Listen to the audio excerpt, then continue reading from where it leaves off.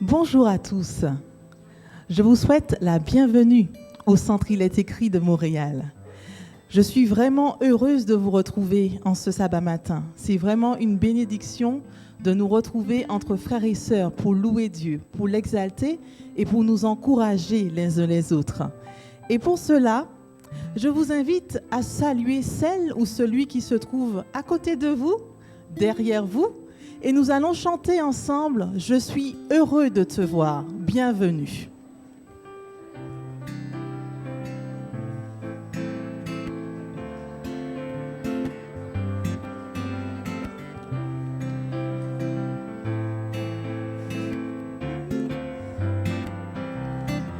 Je suis heureux de te voir, bienvenue. Je suis heureux de te voir, bienvenue. Je suis heureux de te voir, bienvenue en ce beau jour de sabbat. Nous sommes heureux de vous voir, bienvenue. Nous sommes heureux de vous voir, bienvenue. Nous sommes heureux de vous voir, bienvenue en ce beau jour de sabbat. Jésus vous aime, croyez-moi, il est le même, jusqu'à la croix afin de sauver les pécheurs. Alors venez, donnez-lui votre cœur. Jésus vous aime, croyez-moi, il est le même, jusqu'à la croix afin de sauver les pécheurs. Alors venez, donnez-lui votre cœur. Je suis heureuse. Bienvenue, je suis heureux de vous voir. Bienvenue, je suis heureuse de te voir. Bienvenue en ce beau jour de sabbat. Nous sommes heureux de vous voir. Bienvenue, nous sommes heureux de vous voir. Bienvenue, nous sommes heureux de vous voir. Bienvenue en ce beau jour de sabbat.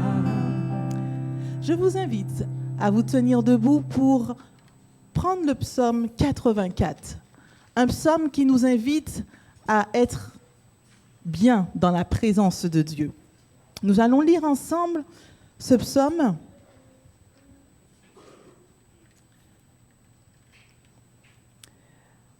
Que tes demeures sont aimables, Éternel des armées. Mon âme soupire et même languit après les parvis de l'Éternel. Tout mon être pousse des cris de joie vers le Dieu vivant. Même le moineau trouve une maison et l'hirondelle un nid où elle dépose ses petits. Mais moi, je soupire après tes autels, tes autels éternels, maître de l'univers, mon roi et mon Dieu.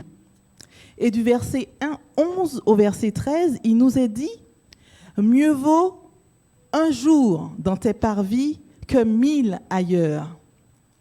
Je préfère me tenir sur le seuil de la maison de mon Dieu, plutôt que d'habiter sous les tentes des méchants. Car l'Éternel Dieu est un soleil et un bouclier. L'Éternel donne la grâce et la gloire. Il ne refuse aucun bien à ceux qui marchent dans l'intégrité.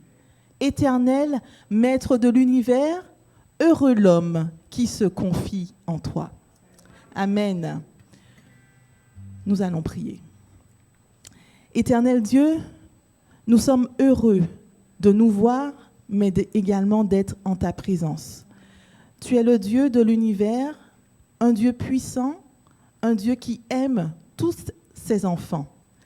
Et en ce moment, Seigneur, je voudrais te présenter ce moment de culte afin que tu diriges toutes choses, que tu nous animes par ton esprit afin que tout ce que nous allons faire au cours de ce moment et au cours de la journée de sabbat puisse nous édifier et nous aider à mieux te connaître. Je te remercie au nom de Jésus. Amen. Vous avez fait le bon choix d'être présent en ce matin. Car dans la présence de Dieu, on trouve la paix, la joie, le réconfort, le soutien. Un jour dans tes parvis vaut mieux que 1000 ailleurs.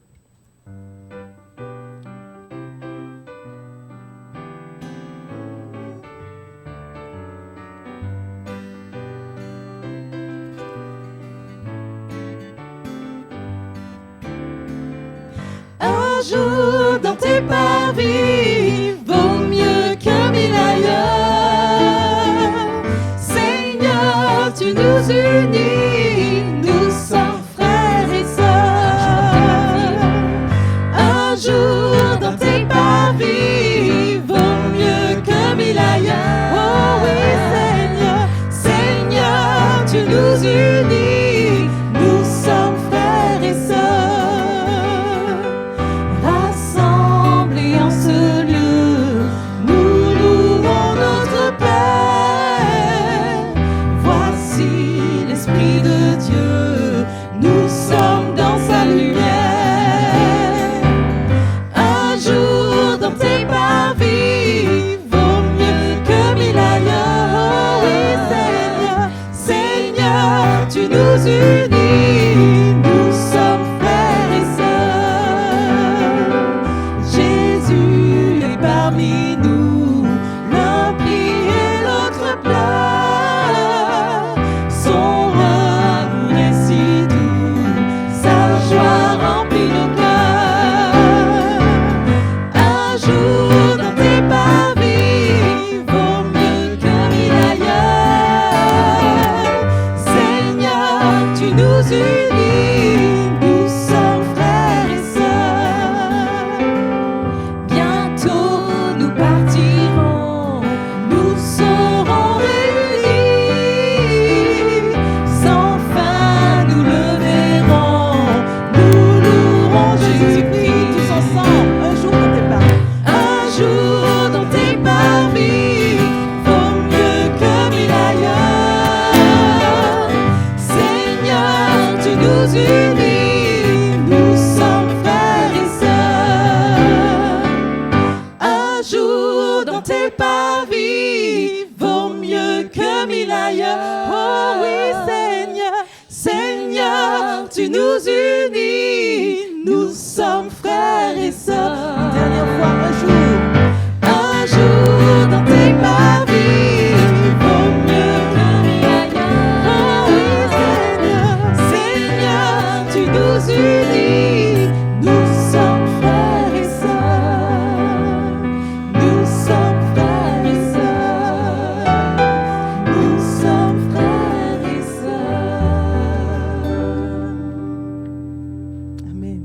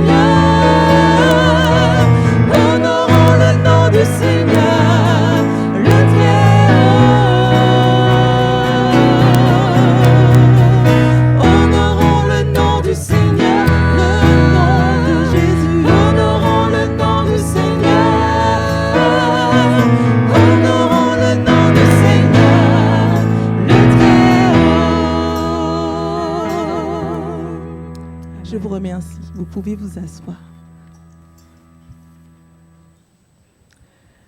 Dans Acte 12, l'apôtre Pierre déclare ceci: « Il n'y a aucun autre, car il n'y a sous le ciel aucun autre nom qui a été donné parmi les hommes par lequel nous devrions être sauvés. » Quel est ce nom?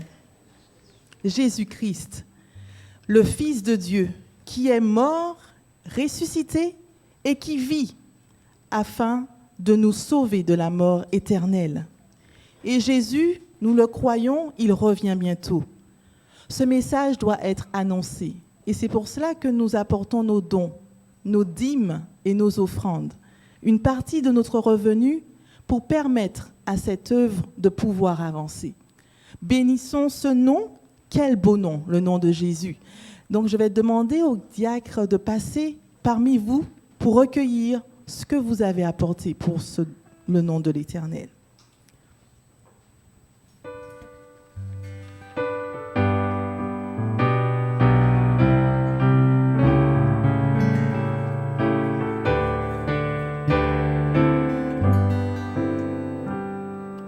Dans les cieux et sur la terre, il n'est aucun nom plus doux, aucun que mon cœur préfère, au nom de Christ mort pour nous. Quel beau nom, porte loin de l'éternel. Quel beau nom,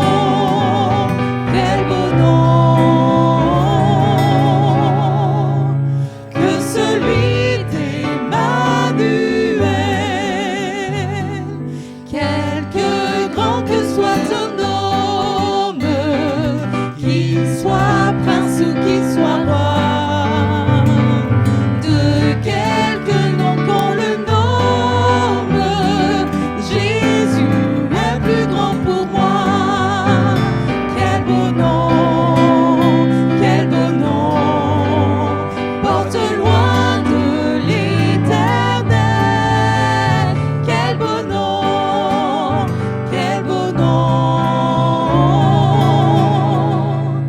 que celui d'Emmanuel. Les séraphins, les archanges portent des noms glorieux,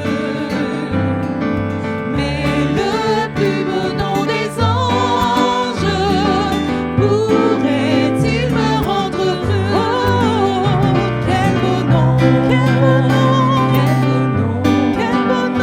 porte loin de l'éternel. Quel beau nom,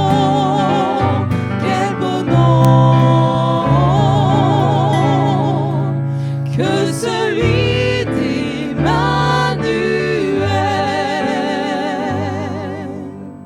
Je vous invite à vous tenir debout pour la prière par rapport aux dîmes et offrandes.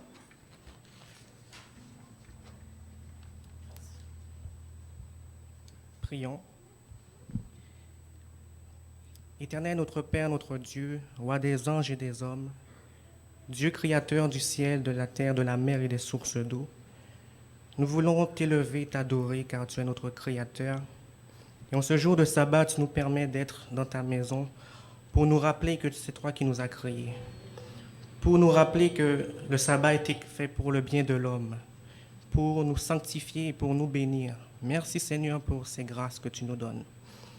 Merci aussi pour Jésus que tu as envoyé, notre Rédempteur, celui qui nous rachète, qui nous sauve du péché et de la mort. Permets-nous, Seigneur, de croire en ces choses et de voir ta puissance se manifester dans nos vies. Merci car tu pourvois à tous nos besoins. Seigneur, il y en a parmi nous qui sont malades, il y en a parmi nous qui sont peut-être à la recherche d'emploi, il y en a qui ont des problèmes de famille, qui ont des problèmes au travail, qui ne trouvent pas encore de place dans l'Église, qui n'arrivent pas à s'intégrer. Je remets, Seigneur, toutes ces situations entre tes mains. Par ta grâce, puisses-tu faire descendre ta bénédiction, comme tu nous l'as promis pour ce jour de sabbat, et sanctifier tout chacun. Bénis, Seigneur, ton peuple au Québec, au Canada. Bénis, Seigneur, ce pays et que ton nom, Seigneur, puisse se manifester avec puissance. Je te prie, Père, afin que les dîmes et les offrandes puissent contribuer à l'avancement de ton œuvre au Québec, au Canada et ailleurs dans le monde. Fortifie ton peuple et restaure-nous, Éternel. Nous t'avons prié au nom de Jésus et pour ta gloire. Amen. Amen. Asseyons-nous.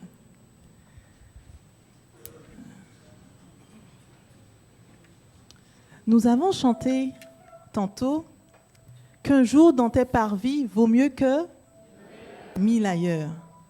Je me dis que si un jour valait plus que 1000 autres choses, je suis persuadée que l'auteur de ce psaume aimait être en la présence de Dieu. Mais qu'en est-il de moi? Est-ce que j'aime vraiment être en la présence de Dieu? En ce matin, j'aimerais vous témoigner personnellement des bienfaits de prendre ce temps nécessaire pour être en la présence de Dieu, avant de commencer mes journées, mais également à la fin de mes journées. Je voulais vous rappeler un petit engagement que nous avions pris en début d'année. Le pasteur Rémi nous avait fait remplir ce petit feuillet. Est-ce que vous vous rappelez de cela? Et on pouvait cocher ce à quoi nous nous engagions. Et je m'étais engagée par la foi et l'assistance de l'Esprit. Je choisis cette année de prendre 60 minutes pour lire et méditer sa parole, pour lui ouvrir mon cœur et écouter sa voix. Je voulais prendre cet engagement parce que je savais que prendre le temps pour Dieu est la meilleure chose que nous puissions faire. Et au cours de cette année, plutôt, j'ai commencé à organiser mon temps. Je me suis engagée à me réveiller 2 heures avant d'aller au travail. Et je prends 1 heure par la grâce de Dieu avec lui. Durant ce moment de méditation, je prends un livre que je choisis dans le mois pour lire un passage, un livre chrétien inspiré de Dieu. Ensuite, ma leçon de l'école du sabbat qui me permet d'étudier la Bible jour après jour. J'ai aussi un petit carnet d'intercession pour prier pour chaque sujet qui me vient à l'esprit et qui viennent de Dieu.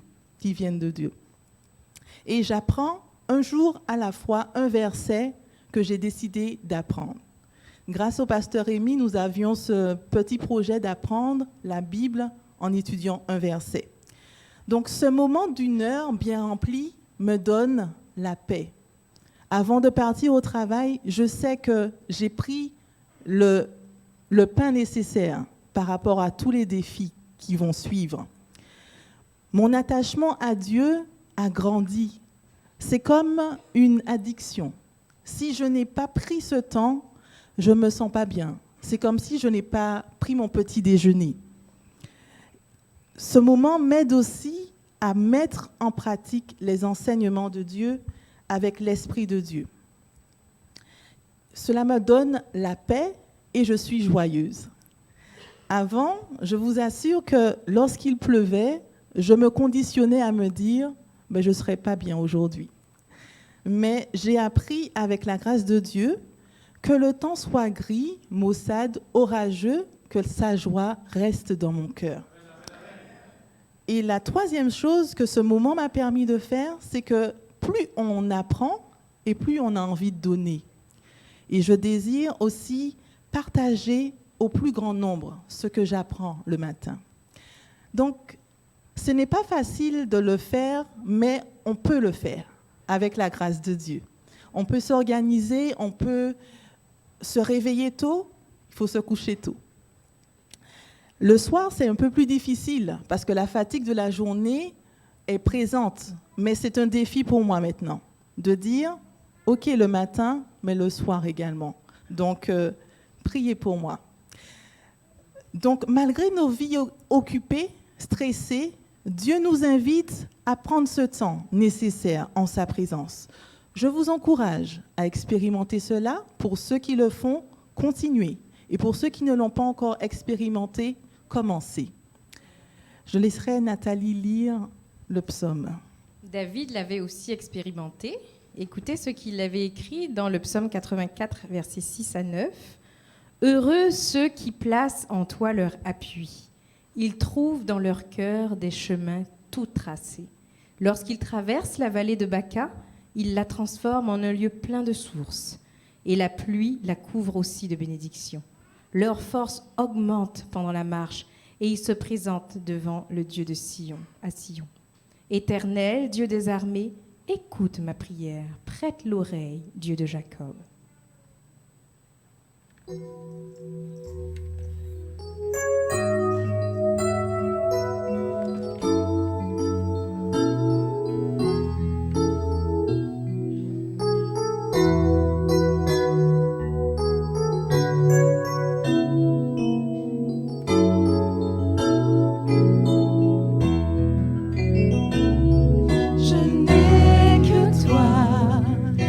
Toi dans le ciel, je ne désire rien d'autre que toi sur la terre. Et je suis faible, et même si je tombe, Dieu est le soutien de mon cœur. Dieu, tu es le soutien de mon cœur. Mon héritage est mon plus grand bien. Oh oui, Dieu, tu es le soutien de mon cœur. Près de toi, je me sens bien. Quand mon cœur était plein d'amertume, je perdais la raison et je n'y voyais plus rien. Mais Dieu s'approcha pour me saisir la main. Dieu est le soutien de mon cœur. Oh oui, Dieu, tu es le soutien de mon cœur. Mon héritage est mon plus grand bien. Oh oui, Dieu, tu es le soutien de mon cœur. Près de toi, je me sens bien. Dieu, tu es le soutien de mon cœur. Dieu, tu es le soutien de mon cœur. Mon héritage est mon plus grand bien. Oh oui, Dieu, tu es le soutien de mon cœur. Près de toi, je me sens bien. Près de toi, je me sens bien. Près de toi, je me sens bien. Prions. Éternel Dieu, oui, c'est près de toi que nous avons la force pour poursuivre la route que tu nous as déjà tracée. Seigneur, que ton esprit nous aide à prendre ce temps nécessaire avec toi, car c'est auprès de toi que nous trouvons le refuge nécessaire, mais la direction. Que ton esprit nous guide au nom de Jésus. Amen.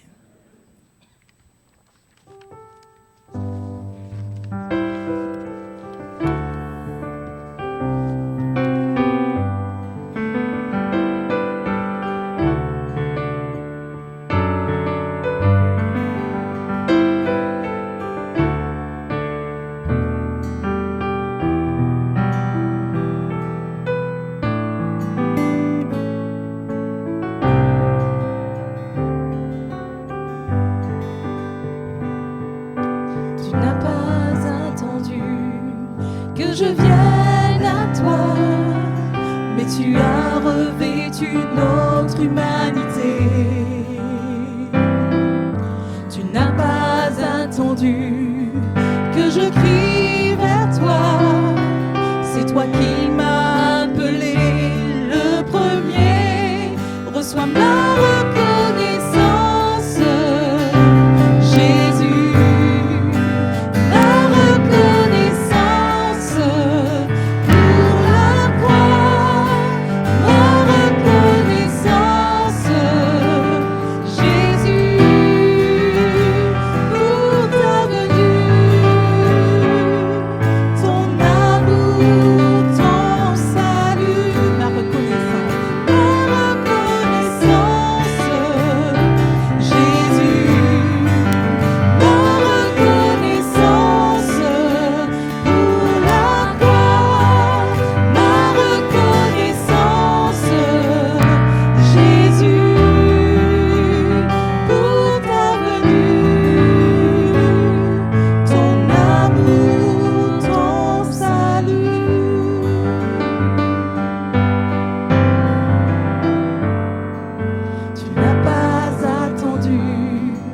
je vienne à toi, mais tu as revêtu notre humanité. Tu n'as pas attendu que je crie vers toi. C'est toi qui m'as appelé le premier. Reçois ma reconnaissance, Jésus, ma reconnaissance pour la croix, ma reconnaissance, Jésus, pour ta venue, ton amour, ton salut.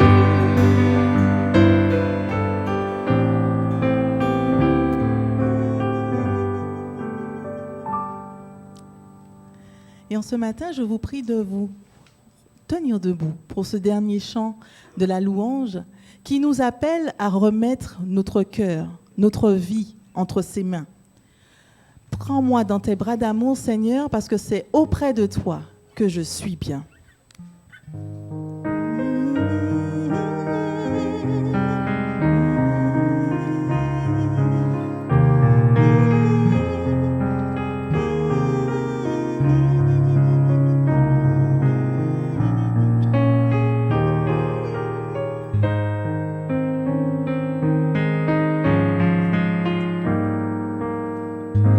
Seigneur, je me rends, transforme aujourd'hui mon cœur, remets en moi, Seigneur, tout ton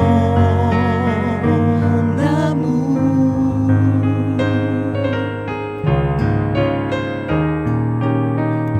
Très faible je suis, égaré toute ma vie, mais tout changera par ton grand amour. Prions à Dieu ce matin. Embrasse-moi, serre-moi dans tes bras. Avec toi, je veux toujours rester.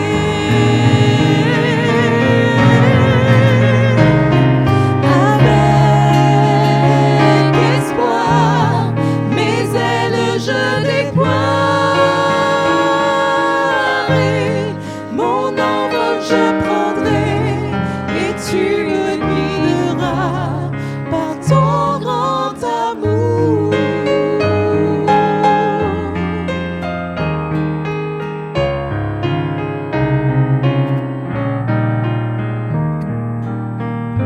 Je veux te connaître de ton esprit, remplis-moi,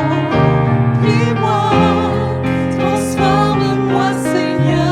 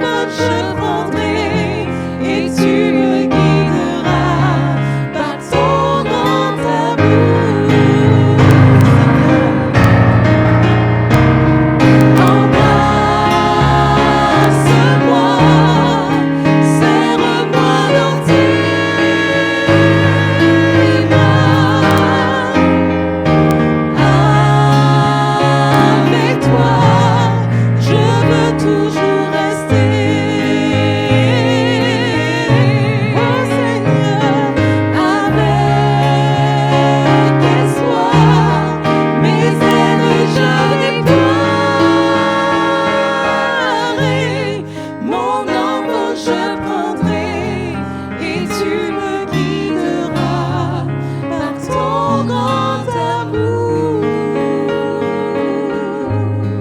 Mon âme je prendrai et tu me guideras par ton grand amour.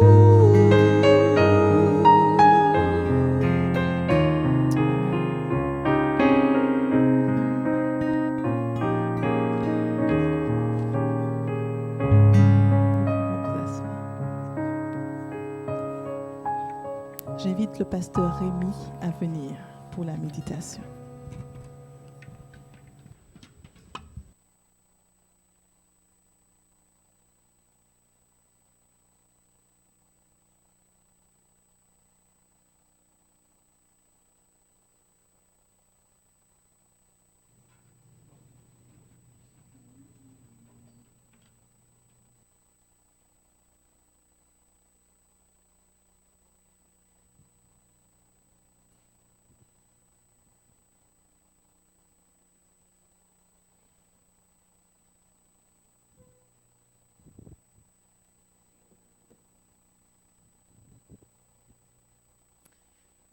Bonjour à tous. M'entendez-vous? Oui, plus ou moins? Très bien, de plus en plus. Ah, parfait.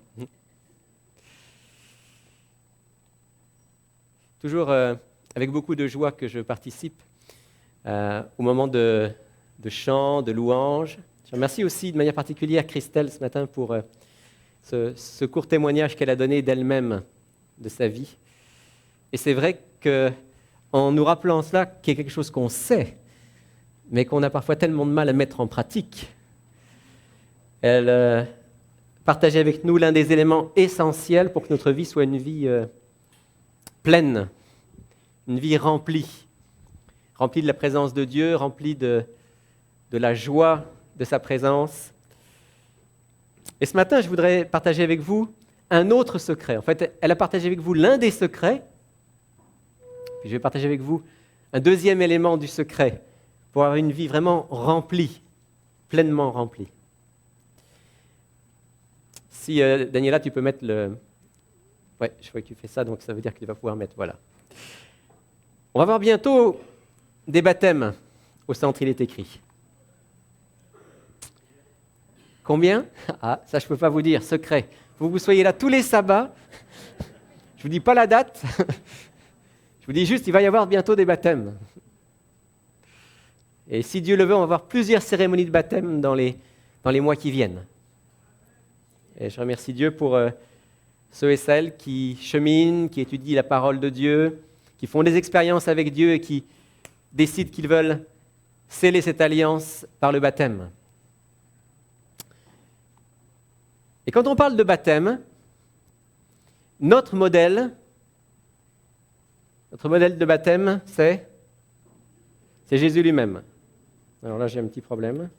Ah oui, c'est bien, Daniela, tu m'as donné ça, mais il n'y a pas de pile. Alors, ok, merci Jean. Voilà, non mais je remercie beaucoup Daniela parce que je l'ai prise au dépourvu ce matin. Je suis arrivé, j'ai dit, écoute, j'ai quelque chose... Pendant ma prédication, j'ai quelques images, quelques textes, j'ai besoin que tu mettes ça. Alors rapidement, elle était déjà en train de passer les chants, elle a mis ça, et elle a eu la gentillesse de me donner la manette, mais évidemment, il en manquait un petit bout. Quand on pense au baptême, notre modèle, c'est Jésus. Parce que Jésus a été baptisé, vous le savez. Et même... l'événement du baptême de Jésus est tellement important que c'est l'un des rares événements qui est mentionné dans les 4 évangiles. Vous savez qu'il y a 4 évangiles dans la Bible, dans le Nouveau Testament. Matthieu, Marc, Luc et Jean. Voilà, on révise pour être sûr qu'on les connaît bien. Il n'y a pas beaucoup d'événements de la vie du Christ qui sont dans les 4 évangiles. Il y en a quelques-uns. Vous pouvez m'en citer quelques-uns qui sont dans les 4 évangiles? Non, sa naissance, non. Y a, ni dans Marc, ni dans Jean, vous ne trouverez la naissance de Jésus. Sa mort. Sa mort est dans les 4 évangiles, oui, bien sûr. Et sa résurrection. Sa résurrection. Quoi encore? Le choix des apôtres, oui. sous des formes différentes, mais on peut dire effectivement le choix des apôtres dans les 4 évangiles. Oui, mais là, si vous dites le baptême, évidemment, vous savez pourquoi je vous pose la question. Comment ? Des guérisons. Alors oui, il y a des guérisons, mais souvent, ce n'est pas les mêmes qui sont mentionnés dans les 4 évangiles. Il y a un événement quand même intéressant qui est dans les 4 évangiles, c'est la multiplication des pains. Vous trouvez ça dans les 4 évangiles. Et puis, oui, tu as raison, Jacques, le baptême. Le baptême est mentionné de manière là aussi différente, mais dans les 4 évangiles. Et quand on pense au baptême de Jésus, parfois on se pose la question, mais pourquoi Jésus a été baptisé ? Parce que nous, lorsque nous nous faisons baptiser, le premier sens du baptême, c'est le sens que Jean-Baptiste lui-même a mis en évidence, c'est le sens de la repentance. Quand on se fait baptiser en tout premier lieu, on reconnaît que nous sommes pécheurs, on reconnaît qu'on a besoin d'être pardonné par Dieu, que notre vie doit changer. Et l'eau du baptême représente d'ailleurs le fait d'être lavé, purifié, et en nouveauté de vie. Mais évidemment, pour Jésus, ça ne fonctionne pas. Parce que Jésus n'avait pas besoin d'être baptisé pour le pardon de ses péchés, puisque lui n'a pas péché. Et même Jésus n'avait pas besoin d'être baptisé pour une nouveauté de vie, puisqu'il marchait avec son Père depuis son enfance. Alors quand on pose la question pourquoi est-ce que Jésus a été baptisé, on donne plusieurs réponses. On dit le plus souvent, on nous dit c'est parce qu'il voulait nous donner un exemple. Il était un être humain, il a voulu être un modèle pour chacun d'entre nous jusqu'au bout. Et c'est certainement juste, c'est certainement un des éléments de la réponse. Une autre réponse qu'on donne parfois, c'est de dire que Jésus, à travers ce geste-là, se consacrait à son Père d'une manière particulière. C'est certainement juste, d'ailleurs on va y revenir dans un instant. Il se consacrait à son Père pour accomplir la mission que Dieu avait pour Jésus pendant ces 3 ans et demi. Certains y ont même vu, et je crois qu'il y a toutes les raisons de croire que c'est vrai, dans le baptême de Jésus, déjà une anticipation de son sacrifice à la croix. Vous savez, quand on est baptisé, on dit que quand on est plongé dans l'eau, c'est comme une mort, et quand on sort de l'eau, c'est comme une résurrection. C'est l'apôtre Paul qui dit cela dans Romains chapitre 6. Eh bien, si c'est vrai, ça veut dire que quand Jésus a été baptisé, donc plongé dans l'eau et qu'il en est ressorti, effectivement, prophétiquement, lui qui savait où il allait, était en train de dire au Père, je suis prêt à aller jusqu'à la mort et à la résurrection pour le salut de l'humanité. Mais ce matin, je voudrais m'arrêter avec vous sur l'une des réponses, une autre réponse à la question « Pourquoi Jésus a été baptisé ?» Et peut-être pour pouvoir le comprendre, il faut qu'on lise ensemble dans l'Évangile selon Luc. J'ai choisi Luc. On aurait pu prendre un autre évangile puisque les 4 évangiles rapportent d'une manière ou d'une autre le baptême de Jésus. Mais je vais lire dans Luc au chapitre 3, les versets 21 et 22. Et non, vous n'aurez pas le texte à l'écran, donc vous pouvez le chercher dans votre Bible ou sur votre téléphone cellulaire. Luc 3, versets 21 et 22. Tandis que tout le peuple se faisait baptiser, Jésus fut aussi baptisé. Et pendant qu'il priait, le ciel s'ouvrit et l'Esprit Saint descendit sur lui sous une forme corporelle comme une colombe. Et il vint une voix du ciel, « Tu es mon Fils bien-aimé, objet de mon affection. »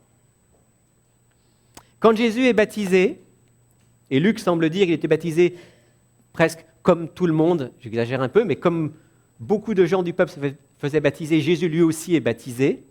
Mais il se passe quelque chose qui n'est pas comme tout le monde pour Jésus.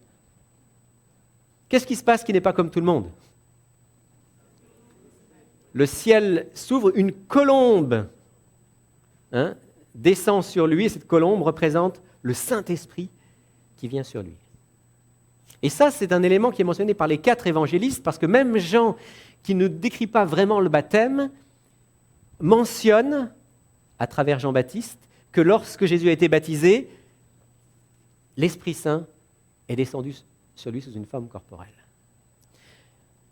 En étant baptisé, Jésus, d'une manière particulière, est baptisé du Saint-Esprit. Et là, il y a une question forcément qu'on se pose. On dit, mais Jésus, le Saint-Esprit, c'est quand même pas à ce moment-là que le Saint-Esprit a commencé à agir dans la vie de Jésus. Il est né du Saint-Esprit. Il a grandi sous l'influence du Saint-Esprit. Le Saint-Esprit a été présent tout au long de sa vie, même si on n'en sait pas grand-chose, jusqu'à cette trentaine d'années où il a été baptisé. Alors qu'est-ce que ça veut dire qu'au moment de son baptême, le Saint-Esprit est venu de manière particulière sur lui, qu'il a été baptisé du Saint-Esprit? Si vous lisez dans Luc, puisqu'on était dans Luc, si vous regardez un petit peu après, il y a quelque chose qui est frappant, c'est que à plusieurs reprises, après le récit du baptême, on va trouver des expressions qui nous disent que Jésus est rempli d'Esprit Saint. Par exemple, Luc 4, verset 1er, Jésus, rempli d'Esprit Saint, revint du Jourdain et fut conduit par l'Esprit dans le désert où il fut tenté. Jésus, rempli d'Esprit Saint. Puis un peu plus loin, verset 14, Jésus retourna en Galilée avec la puissance de l'Esprit. En fait, le baptême de Jésus, c'est le début de son ministère. Le Saint-Esprit a agi dans la vie de Jésus depuis son enfance, chaque jour de sa vie. Mais quand Jésus comprend que maintenant le temps est venu d'accomplir la mission que son Père a pour lui, quand il décide qu'il se consacre à son Père et à sa mission et qu'il l'exprime par le baptême, à ce moment-là, il reçoit de manière spéciale un baptême du Saint-Esprit qui va lui permettre justement d'accomplir cette mission.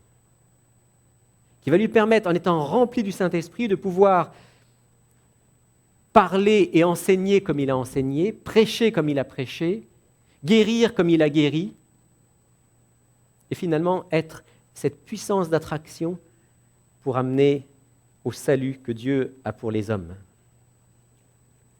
Alors,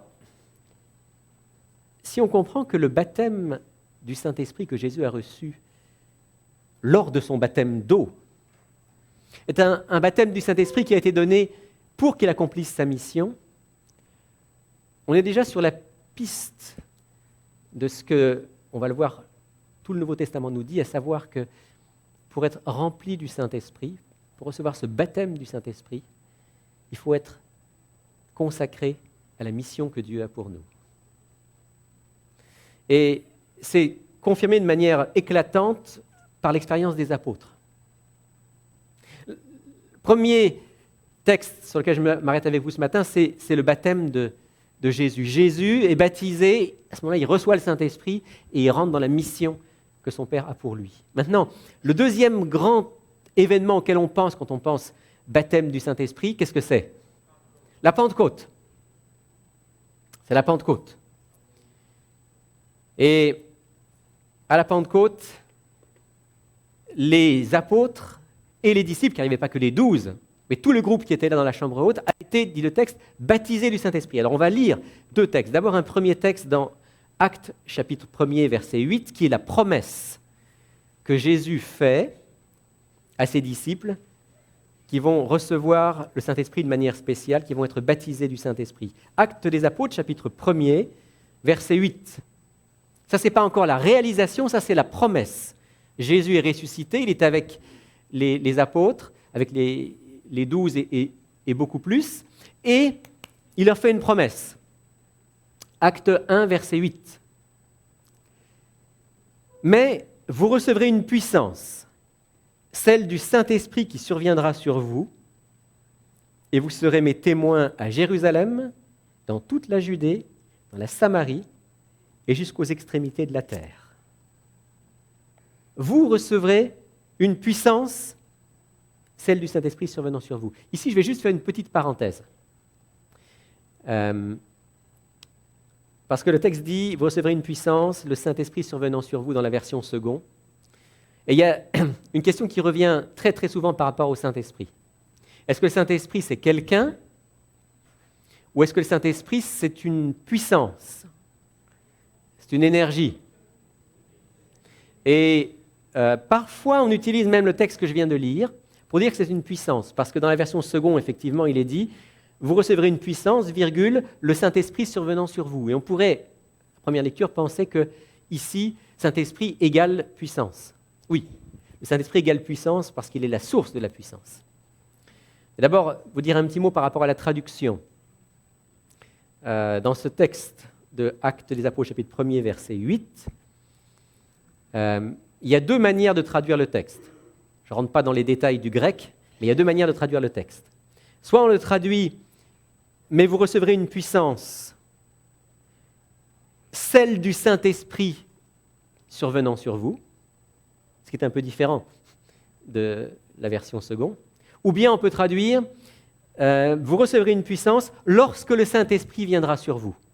Ça dépend comment on interprète le génitif, le cas qui est utilisé ici.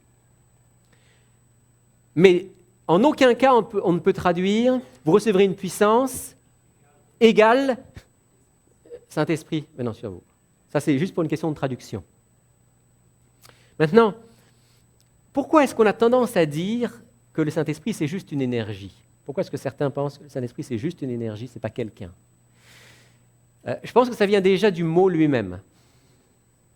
Vous savez, les mots sont chargés de quelque chose. Quand on dit esprit, alors esprit, c'est impalpable, insaisissable, ça n'a pas de forme, ça n'a pas de réalité concrète. Ouais. C'est comme le vent. Mais c'est une manière de penser au mot esprit. Mais si vous réfléchissez bien, dans la Bible, les anges sont appelés comment? Des esprits. Hein? Texte fameux de Hébreux, chapitre 1er, verset 14, qui dit que les anges ne sont-ils pas tous des esprits au service de Dieu? Mais est-ce que les anges sont personnels? Bien sûr.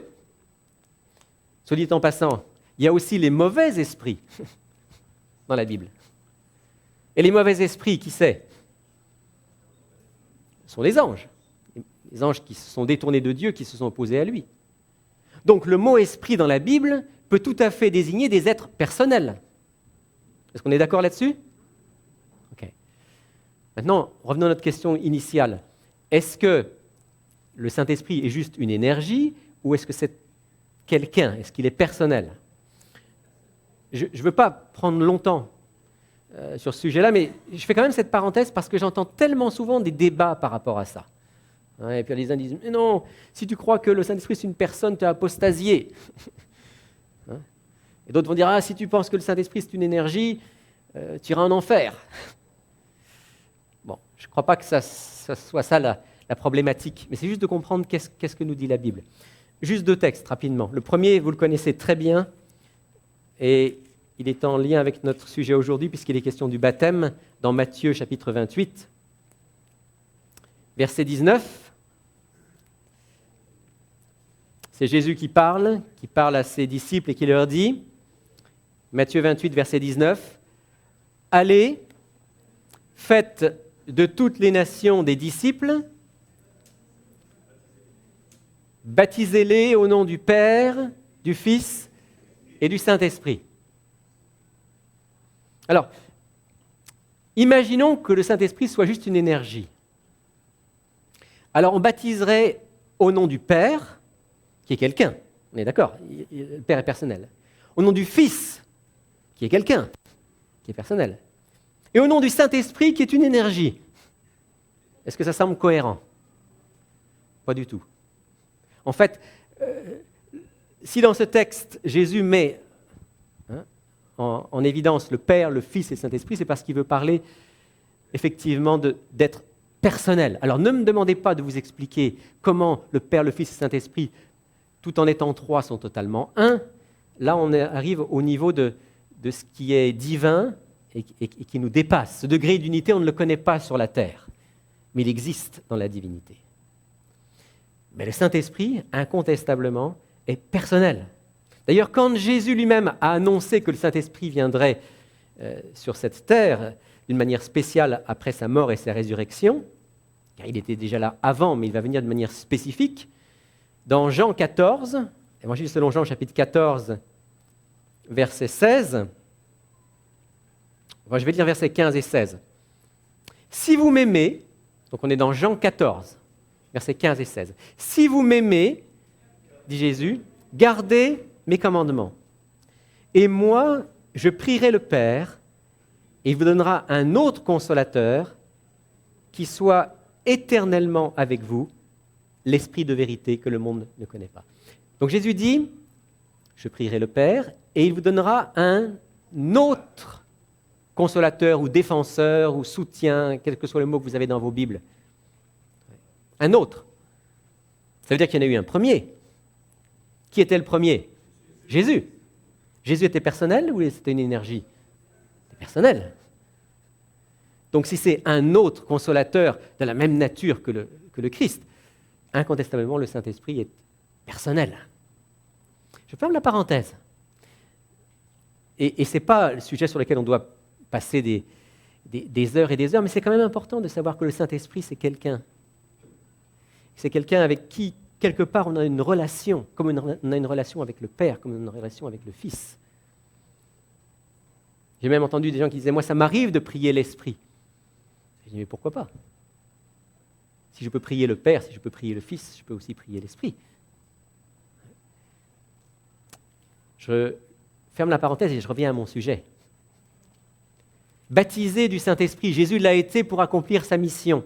Baptisé du Saint-Esprit, vous serez, dit Jésus en parlant aux disciples. Je reviens dans Actes chapitre 1er, verset 8. Vous recevrez une puissance, et là maintenant je traduis plus près du texte, celle du Saint-Esprit qui viendra sur vous. Et quoi ? Et vous serez mes témoins à Jérusalem, dans la Judée, dans la Samarie, jusqu'aux extrémités de la terre. Donc, quelle est la raison pour laquelle les apôtres et les disciples vont être baptisés du Saint-Esprit, vont recevoir de manière spéciale le Saint-Esprit pour être témoins ? Vous vous souvenez, Jésus a reçu le baptême du Saint-Esprit pour accomplir sa mission. Les disciples vont recevoir le baptême du Saint-Esprit, dit Jésus, pour être témoins.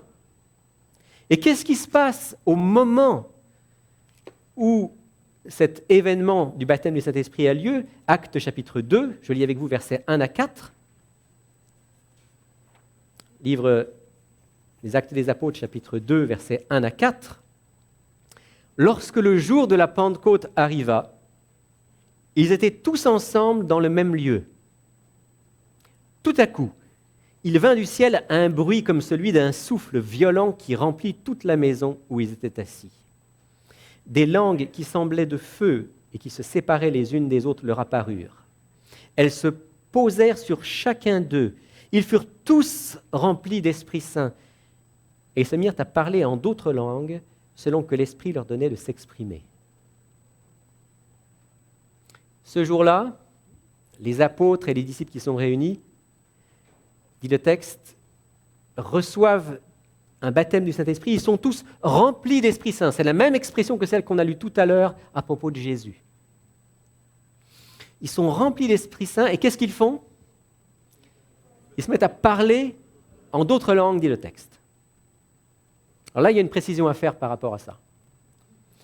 Parce qu'aujourd'hui, vous pouvez aller dans pas mal de lieux de culte et pas mal d'églises, vous allez entendre beaucoup de gens parler dans d'autres langues, entre guillemets. Des langues que personne ne comprend, des langues qu'on pourrait avoir tendance à assimiler à du charabia, des langues qui sont censées être le signe que le Saint-Esprit est présent. Et là, j'aimerais vous dire une chose. À chaque fois qu'il y a un phénomène qui se passe, en particulier un phénomène spirituel, il faut toujours se poser la question, d'où ça vient ? Qu'est-ce que ça veut dire ? Est-ce que c'est en accord avec les Écritures ? Et quand on parle du don des langues, qui est un don biblique, aucun doute. Non seulement il est mentionné ici dans Acte 2, mais il est mentionné aussi dans la première épître aux Corinthiens, à d'autres endroits dans le livre des Actes. Donc le don des langues, c'est un don biblique, c'est un don qui vient de Dieu. Mais qu'est-ce que c'est que ce don? Est-ce que c'est le don de parler des langues incompréhensibles par qui que ce soit, que Dieu seul est censé comprendre?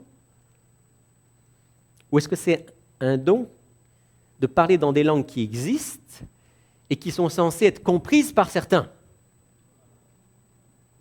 Si vous lisez la suite du texte, et on ne va pas le faire maintenant, mais si vous lisez la suite du texte, vous allez vous rendre compte que les langues qui ont été parlées par les apôtres et par les disciples qui étaient là réunis ont été comprises.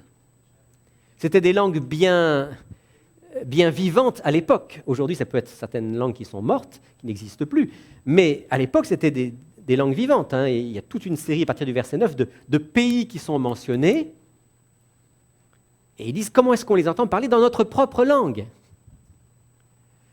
Donc il s'agit de langues existantes, et non pas de charabia, et de langues non seulement existantes, mais de langues qui ont été comprises. Donc quel était le but de Dieu lorsqu'il a donné aux apôtres et aux disciples ce don des langues? Communiquer. Voilà. Communiquer le message de l'Évangile. Ils devaient être des témoins, c'est ce qu'avait dit le texte. Vous serez mes témoins. Et d'ailleurs, si vous vous souvenez de la promesse, Jésus avait dit, vous serez mes témoins à Jérusalem, dans la Judée, dans la Samarie et jusqu'aux extrémités de la terre. À l'époque, même avec toute leur bonne volonté, même avec le fait que depuis la résurrection, leur vie avait changé, les apôtres ne comprenaient pas ça.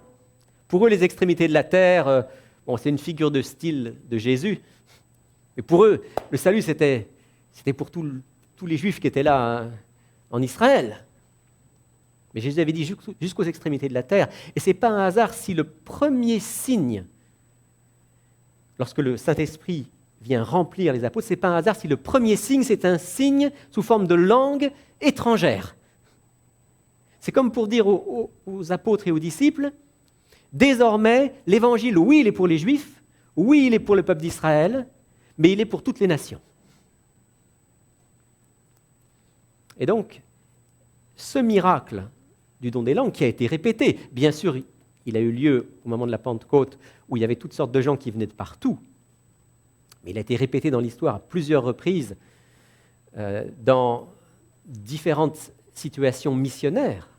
Jusqu'à aujourd'hui, on entend encore des cas de missionnaires qui ont parlé une langue qu'ils n'avaient jamais apprise, dans des circonstances particulières, pour pouvoir atteindre une population donnée. Ce don donc du Saint-Esprit, qui dans ce cas-là a pris cette forme spécifique, avait pour objet la mission. La mission. J'aimerais lire avec vous un texte que je trouve dans l'excellent livre « Conquérant Pacifique » d'Ellen White, où il est question justement de la préparation, du moment où les disciples se préparaient pour la Pentecôte et le moment où ils ont reçu le Saint-Esprit. Pendant ces jours de préparation, les disciples sondèrent leur cœur. Ils sentaient leurs besoins spirituels, suppliaient le Seigneur de leur accorder l'onction sainte qui les rendrait propres à faire quoi? À sauver les âmes. Mais ils ne demandaient pas ces bénédictions pour eux seuls. Ils étaient accablés par le fardeau du salut de leurs semblables. Ils savaient que l'Évangile devait être porté au monde et ils désiraient recevoir la puissance promise par le Christ. Donc, vous voyez, les apôtres avaient vraiment le désir de recevoir l'Esprit Saint. Pourquoi?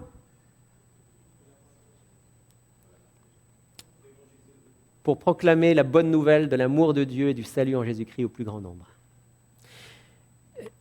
Je voudrais insister là-dessus parce que trop souvent, on a tendance dans les milieux chrétiens à rechercher le Saint-Esprit pour les sensations qu'il va nous procurer, pour être nous-mêmes saints, et oui, ça fait partie de l'œuvre du Saint-Esprit de nous sanctifier, pour pouvoir dire « Ah, voilà, maintenant, je suis un chrétien plein et entier parce que le Saint-Esprit agit en moi. » Mais les amis, le baptême du Saint-Esprit, tant pour Jésus que pour les apôtres et les disciples a été donné lorsque leur préoccupation numéro 1, c'était le salut des âmes. C'était le bien et le bien éternel du plus grand nombre. Si nous sommes centrés sur nous-mêmes, notre recherche du Saint-Esprit va être complètement faussée. Et il se pourrait même qu'on vive des expériences qu'on attribue au Saint-Esprit qui n'ont rien à voir avec le Saint-Esprit. Mais si nous développons, avec l'aide de Dieu, cette vision que nous vivons, nous, enfants de Dieu, pour les autres, pour nous donner aux autres, alors le Saint-Esprit va pouvoir agir, et agir puissamment. Ce qui est frappant dans le livre des Actes, c'est que ce baptême du Saint-Esprit qui a eu lieu à la Pentecôte n'est pas un événement unique. Regardez, tournez quelques pages, allez au chapitre 4 du livre des Actes. On est dans un contexte où les apôtres sont persécutés, ils sont passés devant le Sanhédrin, on leur a défendu de parler au nom de Jésus. Et après avoir été relâchés, ils se retrouvent avec le groupe des croyants. Et qu'est-ce qui se passe ? Acte 4, versets 29 à 31. « Et maintenant, Seigneur, ils prient, sois attentif à leurs menaces et donne à tes serviteurs d'annoncer ta parole en toute assurance. » Ils ne disent pas « Tu as entendu leurs menaces, Seigneur, il va falloir qu'on se taise. » Non, non. « Tu as entendu leurs menaces, Seigneur, donne-nous d'annoncer ta parole avec assurance. Étends ta main pour qu'il se produise des guérisons, des signes et des prodiges par le nom de ton saint serviteur Jésus. » Quand ils eurent prié, le lieu où ils étaient assemblés trembla. Ils furent tous remplis du Saint-Esprit et ils annonçaient la parole de Dieu avec assurance. Certains commentateurs ont appelé cet épisode la petite Pentecôte. Parce qu'ils sont là encore réunis, ils prient et le Saint-Esprit se manifeste d'une manière tangible, le lieu où ils sont tremble. Mais surtout, ce qui est important, c'est quoi ? Ils ont prié pourquoi ? Ils n'ont même pas prié en disant « Seigneur, donne-nous ton esprit pour qu'on ait la force de résister aux persécutions. » Ce n'est même pas ça leur prière. Seigneur, agis pour que les persécutions cessent. Ce n'est même pas ça leur prière. Seigneur, étends ta main pour qu'on puisse annoncer la parole avec assurance, qu'il y ait des miracles en ton nom et que Jésus soit connu. Et quand le Saint-Esprit vient encore de manière particulière et les remplit, qu'est-ce qui se passe ? Ils annonçaient la parole de Dieu avec assurance. Est-ce qu'il vous arrive de penser qu'il vous manque de l'assurance pour annoncer la parole de Dieu ? Est-ce qu'il vous arrive de ressentir que dans votre témoignage pour Dieu auprès des autres, vous vous sentez faible, incapable de trouver les gestes ou les mots? Est-ce qu'il vous arrive même parfois de dire « Seigneur, je n'ai pas osé saisir une occasion que j'avais pourtant là ?» Ce qu'il vous faut, ce qu'il me faut, c'est faire et refaire cette expérience d'être rempli du Saint-Esprit. Parce que quand Jésus était rempli du Saint-Esprit, rien ne pouvait l'arrêter. Oui, il pouvait être persécuté. Oui, on pouvait chercher à l'empêcher d'accomplir son ministère, mais sa vie était entre les mains de Dieu et quoi qu'il arrive, il poursuivait cette mission avec sagesse, avec amour. Pas comme un fanatique, mais avec sagesse, avec amour. Et même chose pour les apôtres, même chose pour les disciples. Alors ce que Jésus veut réaliser pour nous, c'est que nous aussi nous puissions vivre et revivre cette expérience. Et j'ai lu volontairement le texte d'Acte 2 et le texte d'Acte 4 pour bien vous montrer une chose, c'est que le baptême du Saint-Esprit, la réception du Saint-Esprit qui nous remplit, n'est pas un acte unique dans la vie. Oui, il y a bien un début, le moment où on se consacre au Seigneur, mais c'est quelque chose dont nous avons besoin de manière régulière. Jésus avait besoin d'un baptême du Saint-Esprit chaque jour pour accomplir sa mission. Et nous aussi. Le temps n'a rien changé à la promesse du Christ d'envoyer son représentant, le Saint-Esprit. Si les richesses de sa grâce ne se répandent pas aujourd'hui avec plus d'abondance sur les hommes, ce n'est pas parce qu'il les accorde avec parcimonie. Si l'accomplissement de la promesse n'est pas visible comme il devrait l'être, ce qui est une réalité, c'est parce que celle-ci n'est pas appréciée à sa juste valeur. tous seraient remplis du Saint-Esprit s'ils le voulaient, vraiment. Partout où le besoin de l'Esprit est méconnu, on constate une sécheresse spirituelle, des ténèbres, le déclin et enfin la mort. Bien qu'offerte avec une infinie plénitude, la puissance divine nécessaire au développement et à la prospérité de l'Église reste déficiente chaque fois que les sujets secondaires occupent l'esprit. Je m'arrête un instant sur cette phrase. Chaque fois que les sujets secondaires occupent l'esprit. Autrement dit, alors, comprenez bien ce que ça veut dire. Ça ne veut pas dire qu'on ne doit pas s'occuper de ce qui concerne notre vie quotidienne, bien sûr.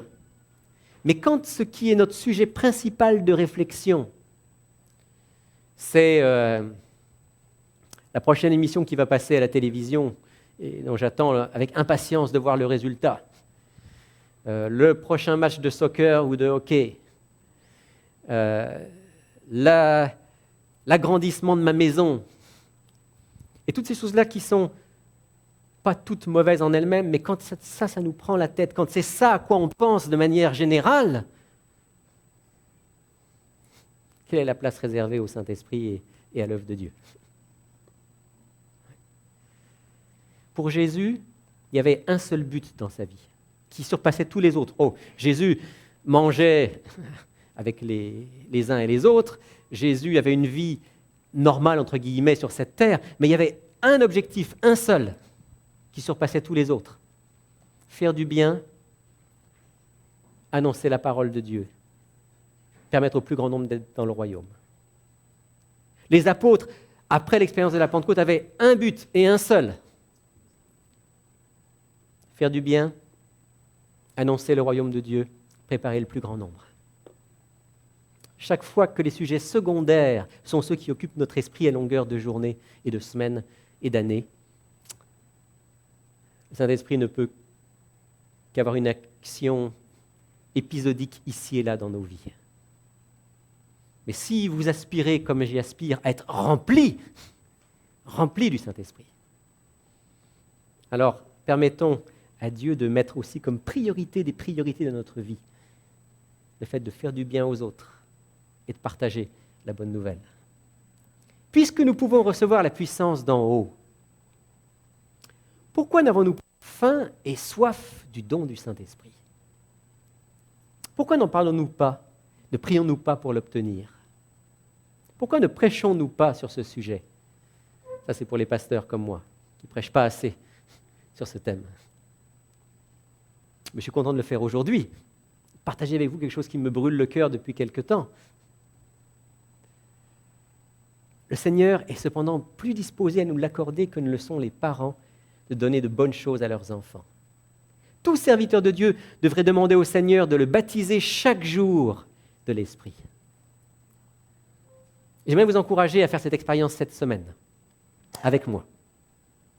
Que nous puissions, chaque jour de la semaine, dans ce temps dont nous parlait Christelle tout à l'heure, ce temps qu'on prend avec Dieu dans la prière, dans la lecture de sa parole, que chaque jour, on fasse nôtre cette prière, Seigneur, remplis-moi de ton Saint-Esprit. Pourquoi? Voilà. Pour faire du bien aux autres et annoncer l'Évangile. Et la promesse qui a été faite aux apôtres, elle est pour nous aussi. Vous recevrez une puissance, celle du Saint-Esprit qui viendra sur vous et vous serez mes témoins, dit Jésus. Est-ce qu'on veut faire cette expérience renouvelée cette semaine?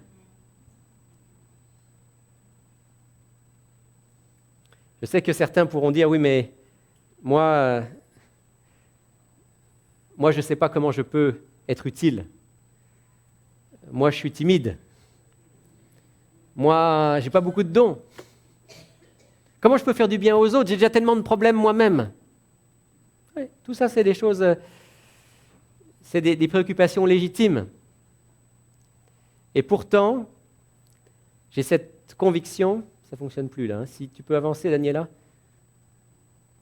Ouais, avance encore si tu veux bien. Encore. Merci. Pourtant, j'ai cette conviction que l'expérience que Jésus a faite, et qui était spéciale, il avait une mission qu'aucun autre n'a, mais cette expérience peut être la nôtre si nous nous consacrons à la mission que Dieu a pour nous. J'ai une mission, vous avez une mission. Vous savez ça. On a tous une mission. Différente. Il se peut que la mission que Dieu a pour vous soit de manifester de la gentillesse et de la bonté à vos voisins, à ceux qui sont autour de vous. Et à travers cette gentillesse et cette bonté, de leur faire du bien de la part de Dieu et un jour de pouvoir peut-être partager avec eux la bonne nouvelle que Dieu les aime et qu'il les veut avec lui pour l'éternité. Un autre va avoir comme mission de chanter et de jouer d'un instrument pour Dieu. Un autre va avoir pour mission de donner des études bibliques. D'ailleurs, je fais aussi une parenthèse ici, je suis très content de voir qu'il y a de plus en plus de gens dans notre assemblée au centre Il est écrit qui donnent des études bibliques, qui partagent la Bible avec d'autres. Je remercie Dieu pour ça. Un autre va avoir comme mission d'accueillir un petit groupe chez lui ou chez elle ou chez eux. Un autre va avoir comme mission de manière particulière de s'occuper des enfants et de leur faire du bien et de leur montrer aussi aux enfants combien Dieu est amour et Dieu est justice. Un autre aura comme mission d'écrire. Il a reçu le don d'écrire, il va écrire, peut-être mettre des choses sur Internet qui vont faire du bien au plus grand nombre. Un autre aura le don de l'accueil chaque sabbat matin, simplement serrer la main avec le sourire et accueillir tous ceux qui viennent ici. Et vous pouvez multiplier les exemples. Un autre aura le don de faire du bien à travers le ministère de la Santé, à travers le ministère du service à la communauté. Mais si c'est ma mission, si ça fait partie de ce que Dieu a pour moi, alors ce n'est pas juste quelque chose que je fais parce que, on me l'a demandé. Non, c'est quelque chose que je fais de tout mon cœur, dans lequel je mets tout mon être, je me consacre, et chaque jour je prie, je dis, Seigneur, envoie-moi ton Saint-Esprit pour que je puisse faire une différence aujourd'hui pour quelqu'un. Et Dieu répond à cette prière. Dieu répond à cette prière. Et si vous pensez que vous avez trop de difficultés personnelles pour pouvoir faire une prière comme celle-là, permettez-moi en terminant de vous rappeler une histoire que je vous ai déjà racontée et qui pour moi est assez symbolique. L'histoire de Georges, le premier compagnon d'Emmaüs. La compagnie d'Emmaüs, c'est une association caritative en France qui a été fondée par quelqu'un qu'on appelle l'abbé Pierre, un religieux, un prêtre. Début des années 50, fin des années 40, début des années 50. Donc c'est vieux et l'abbé Pierre est décédé maintenant. Mais comment est-ce que ça a commencé? L'abbé Pierre, il avait à cœur d'aider les plus pauvres. Il avait une maison dans la banlieue de Paris et il trouvait que cette maison était trop grande pour lui. Il s'est dit, je devrais pouvoir accueillir des gens ici, pouvoir faire du bien à des gens dans le besoin. Il cherchait des gens pour l'aider et un jour il rencontre Georges. Mais Georges n'avait pas du tout le goût de l'aider parce que Georges, il était dans une situation désespérée. Il ne voyait aucun avenir dans sa vie. En fait, Georges était suicidaire. Et il a dit clairement à l'abbé Pierre, écoute l'abbé, moi la vie ça n'a pas de sens, puis bientôt ça va être terminé. L'abbé Pierre lui a dit, écoute, ta vie t'appartient. Et si tu veux y mettre fin, ça t'appartient. Mais si tu veux te suicider, que tu te suicides aujourd'hui, tu te suicides dans 3-4 jours, ça ne fait pas une grosse différence. Alors, pour aujourd'hui, j'aurais besoin de toi. Il y a une famille là, qui a besoin de nourriture, qui a besoin aussi qu'on lui trouve un frigo, quelque chose. J'ai besoin de quelqu'un qui m'aide pour transporter du matériel. Viens avec moi. Au moins, tu auras aidé quelqu'un. Et Georges a accepté l'invitation de l'abbé Pierre. Il a été aider cette famille, il a été aider une deuxième famille, il a été aider une troisième famille. Et il est devenu le premier de ceux qu'on appelait les compagnons d'Emmaüs, ceux qui ont consacré une grande partie de leur vie à aider les plus démunis en France dans cette période difficile. Et pendant des années, il a été l'un des bras droits de l'abbé Pierre. Qu'est-ce que ça veut dire? Ça veut dire que même quand je suis dans une situation difficile, même quand ma tête est prise par mes problèmes, même quand je pense que finalement il n'y a plus rien sur cette terre pour moi, l'un des grands remèdes que Dieu a mis dans nos cœurs et dans nos vies, c'est de nous tourner vers les autres, de nous occuper des autres. Et c'est exactement pour ça que le Saint-Esprit a été donné. Pour nous permettre avec force, avec puissance, d'être tournés vers les autres, de nous donner pour les autres et de partager avec eux la bonne nouvelle de l'Évangile.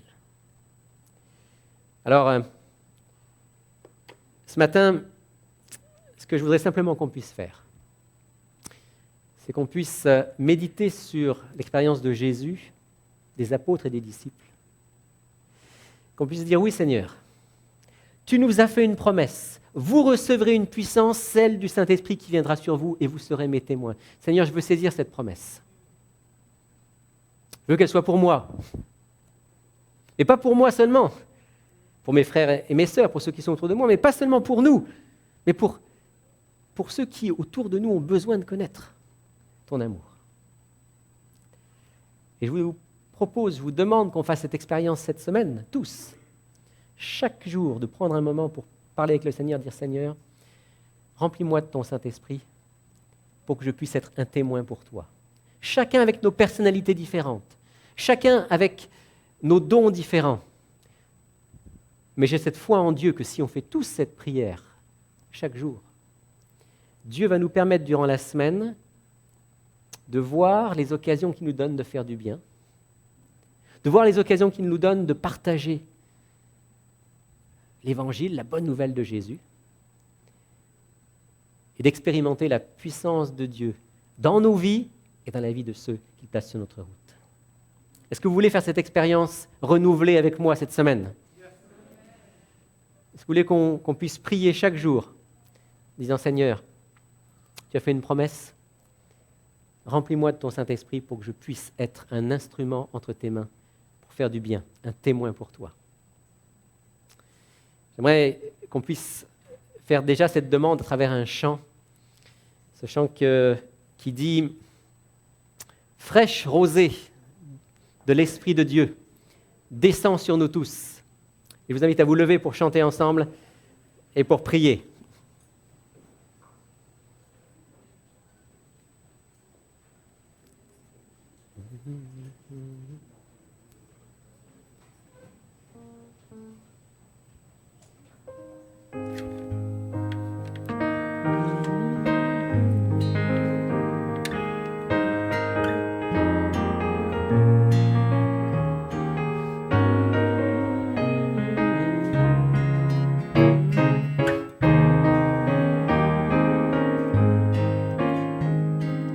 Comme une terre altérée, soupire après l'eau du ciel, nous appelons la rosée de ta grâce Emmanuel.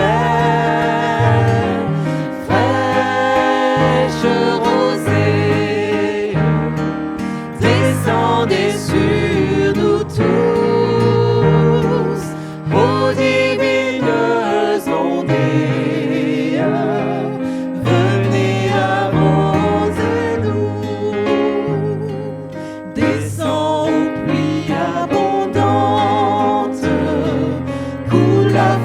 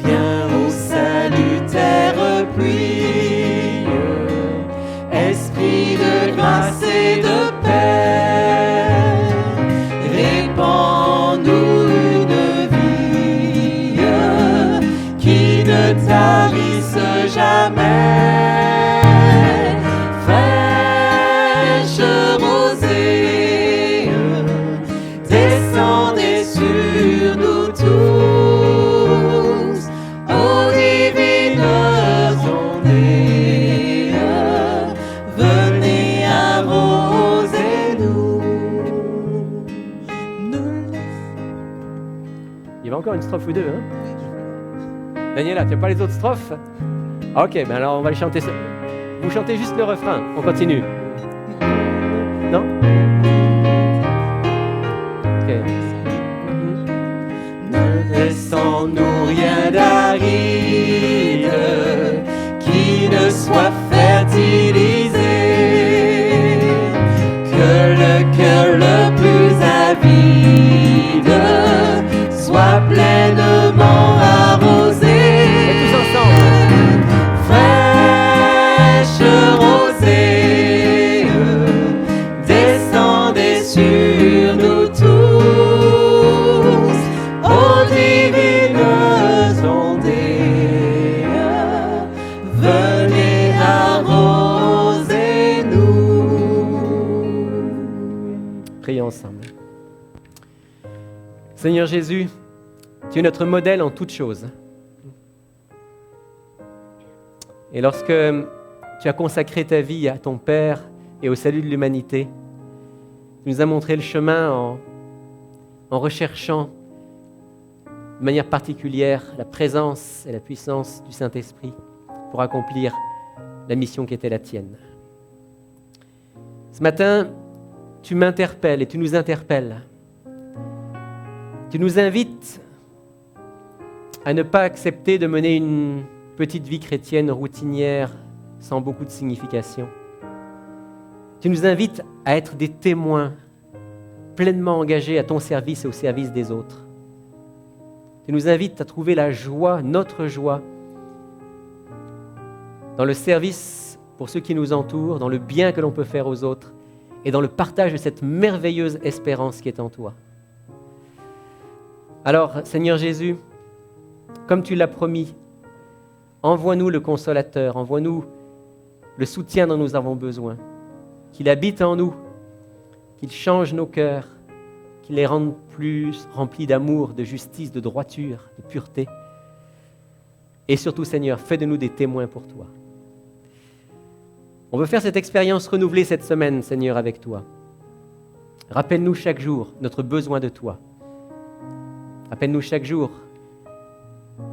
de prier de tout notre cœur pour recevoir ton esprit, pour avoir l'occasion de faire du bien et pour saisir ces occasions.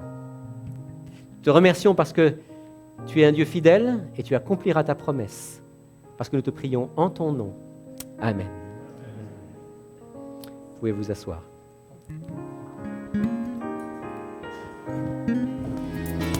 Si vous êtes dans la région de Montréal, ne manquez pas de nous visiter au Centre Il est écrit, situé au 4505 boulevard Rosemont. Chaque samedi à 10h30, un message biblique y est présenté et une large place est faite à la musique, la prière en toute simplicité. Pour connaître nos autres lieux de rencontre dans la province du Québec, visitez ilétécrit.tv ou appelez-nous au 1-866-729-3515.